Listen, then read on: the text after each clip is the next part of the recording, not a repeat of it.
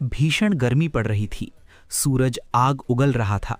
जंगल के तालाब सूख चुके थे और नदियां पतली धार बनकर रह गई थीं। जंगल के जानवर प्यास से बेहाल थे। हिरन लड़खड़ाते चल रहे थे, बंदर पेड़ों से नीचे उतरने लगे थे और छोटे जानवर तो बेहोश होने लगे थे। उसी जंगल में शंभू नाम का एक समझदार और शांत हाथी रहता था। वो रोज दूर तक घूमकर हालात को देखता। एक दिन चलते चलते उसकी नज़र जंगल के किनारे पड़े एक पुराने कुएं पर पड़ी। कुआं ऊपर से सूखा लग रहा था, लेकिन शंभू को नीचे से आती ठंडक का एहसास हुआ। वो पास गया, नीचे झांक कर देखा। तल में थोड़ा सा पानी अब भी बचा था, मगर कुआं इतना संकरा था कि कोई जानवर वहां तक पहुंच नहीं सकता था। पास ही कई जानवर प्यास से तड़प रहे थे। शंभू ने बिना समय गंवाए काम शुरू किया। उसने अपने भारी पैरों से कुएं के आसपास की सख्त मिट्टी हटाई, सूखी झाड़ियां और कांटे किनारे किए, फिर अपनी लंबी सूंड कुएं के अंदर डाली और पानी ऊपर निकालकर जमीन पर उड़ेल दिया। पहले हिरण ने पानी पिया, फिर खरगोश, बंदर और धीरे धीरे सभी जानवरों की प्यास बुझने लगी। पूरा जंगल जैसे फिर से सांस लेने लगा।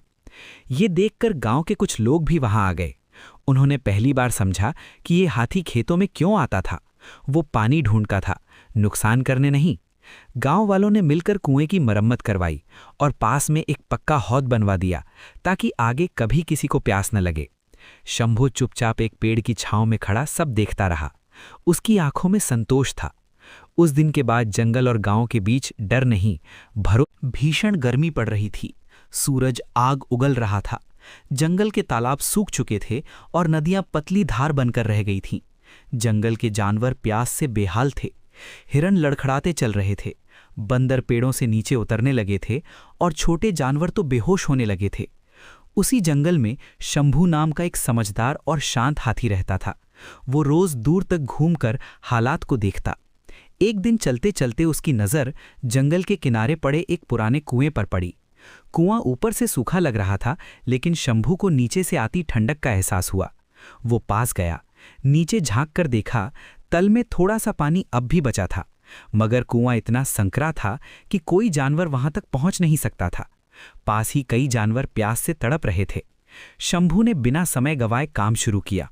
उसने अपने भारी पैरों से कुएं के आसपास की सख्त मिट्टी हटाई, सूखी झाड़ियां और कांटे किनारे किए, फिर अपनी लंबी सूंड कुएं के अंदर डाली और पानी ऊपर निकालकर जमीन पर उड़ेल दिया।